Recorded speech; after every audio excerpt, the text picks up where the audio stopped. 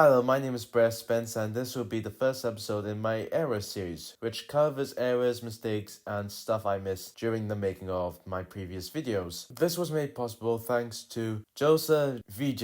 I hope I'm pronouncing that correctly, for telling me about stuff I missed. Alright, let's begin. Starting off with other ministers of the kingdom, we have Minister of War Augusto Cavalli, who was a French general of Italian descent, who started his military career as a private of the 15th Regiment of Dragoons, and during the French Revolution he would rise to an adjunct general and would serve in Napoleon's invasion of Italy, the Second Italian Campaign, and the Battle of Austerlitz, before being made Minister of War in 1806 till 1810 when he was sent to Spain. Giuseppe died for a year till he was replaced by Achilles Fontanelli, an Italian nationalist of lower Italian nobility who served in the Lombardy Legion and would rise to General of Division for the kingdom.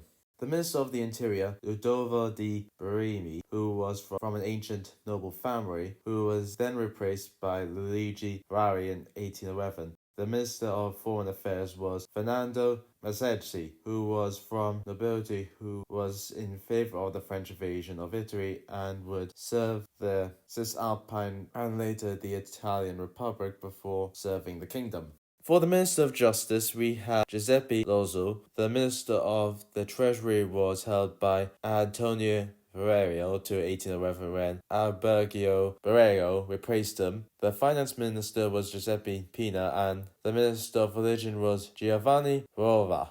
During the War of the Third Coalition, the Italian Royal Guard would take part in the Battle of Austerlitz as part of the French Imperial Guard. During the battle, they were held in reserve while the Imperial Guard cavalry charged against the Russian Imperial Guard. During the War of the Fifth Coalition, the Italian army, under command of Eugene de Beauharnais, who was his first time commanding a large formation, to deal with the Austrian army under command of Archduke John, who was sent to help the Tyrolian rebels. More on them in a bit, but Beauharnais, despite being outnumbered, he attacked the Austrians and at Sally, but were defeated on the 16th of April 1809.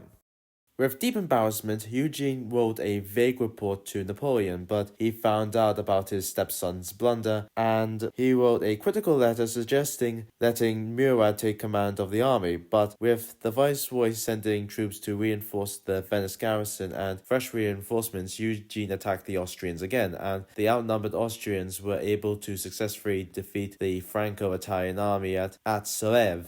But with Napoleon's success against Archduke Charles, Archduke John was forced to retreat from Italy. The French handled the Austrian army, with them defeating the Austrians at the battles of Piave River and Torvis, thus ending the campaign.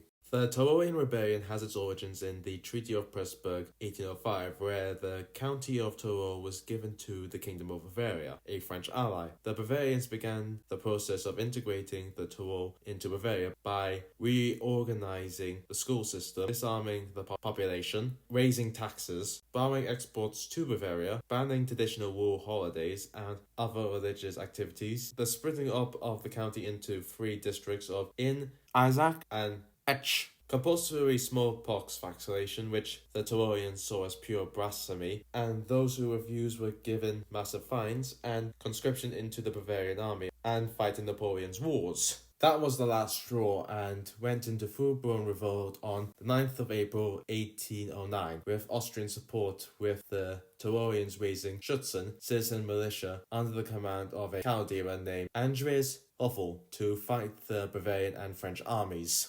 The Tyrolians fortified the Bergisel Hill and defeated the Bavarians in the First Battle of Bergisel. The victory and the revolt threatened Napoleon's army of Italy, so Beauharnais was forced to leave large garrisons in the area, and Napoleon sent Marshal Lefebvre's and 7th Corps to help the Bavarians crush the revolt. After Napoleon's victory at Wagram and Austrians withdrawing from the war, this left the Tyrolians alone to fight the French and Bavarians. Despite winning the 3rd Battle of Bergisel, they were crushed in the 4th Battle of Bergisel on November 1st, and Hoffler was forced into hiding in southern Tyrol. On the 28th of January 1810, Hoffler was betrayed and arrested by the French near Saint Martin in Passia and was executed on the 20th of February 1810. Under French pressure, Bavaria was forced to give up large parts of southern Tyrol to Italy and southeast Tyrol to French area.